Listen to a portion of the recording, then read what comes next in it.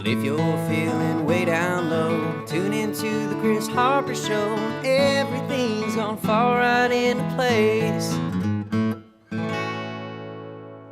Yeah, because I've got a dead cat on here. That means I know what I'm doing. Leave your mouse at home, okay? Yeah. What's up, everybody? We're here with Ship to Shore today at Prion Lake Park. Look at all these beautiful kayaks.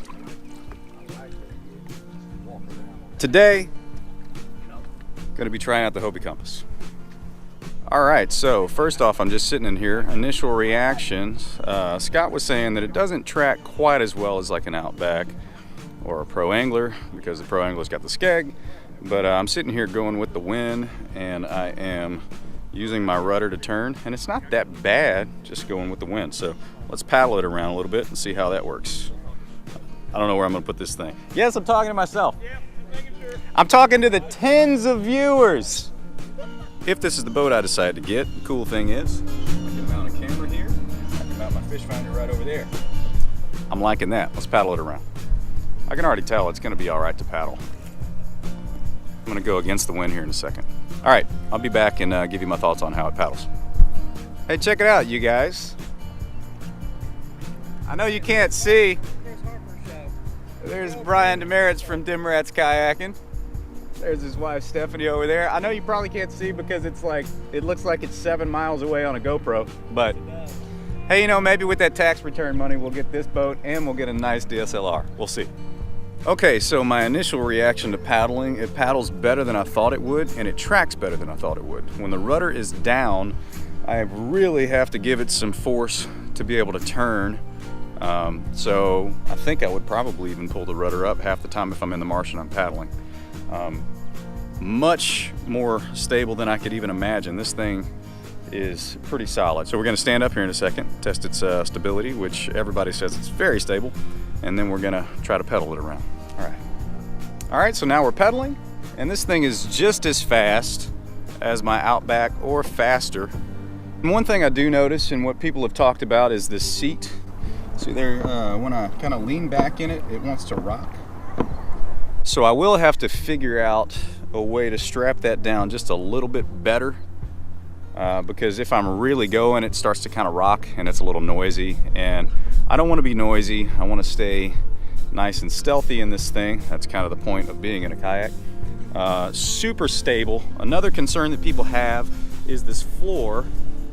See, it gives, but that's not where this thing is designed to stand. It's designed to stand right here. And once I get right there, it's rock solid. I mean, excellent primary and secondary stability. So, I mean, this thing's more stable than my Outback. There is a little bit of flex in that floor, but I think you can even put a foam block under there, and that's gonna shore it up a little bit better. So now I'm gonna go paddle into the wind and pedal into the wind and just see how it handles.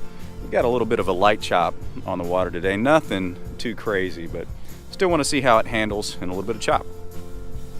This seat, by the way, is super comfortable. I'm used to sitting down in my old Outback, and it's not the Vantage seat. I've been in one, but this is just as comfortable. The only issue I have is this right side just wants to rock up the slightest bit, and I'm not a super heavy guy, so I'm not putting a lot of pressure on that.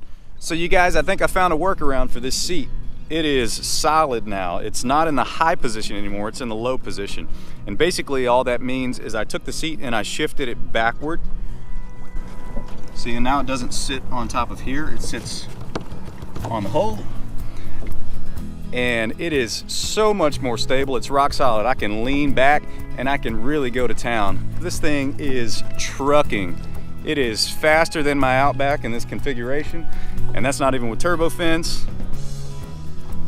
Man, I mean, I'm headed straight into the chop. It handles it like a pro.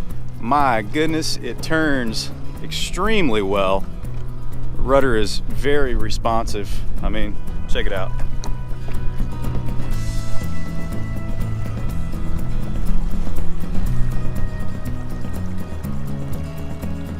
I would say that I just turned in a 14-foot, maybe 16-foot diameter circle. I mean, that's pretty good.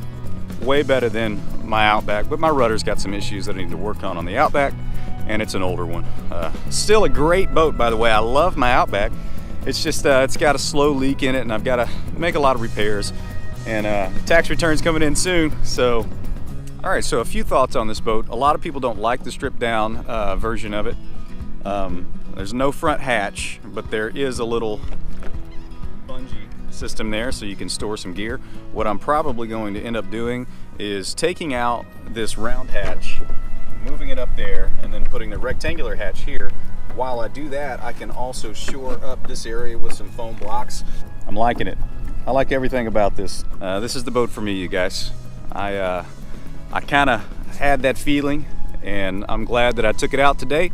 Thanks to Ship to Shore for holding this demo day. Y'all go over there, check it out, buy yourself a kayak. I'm gonna do that next week.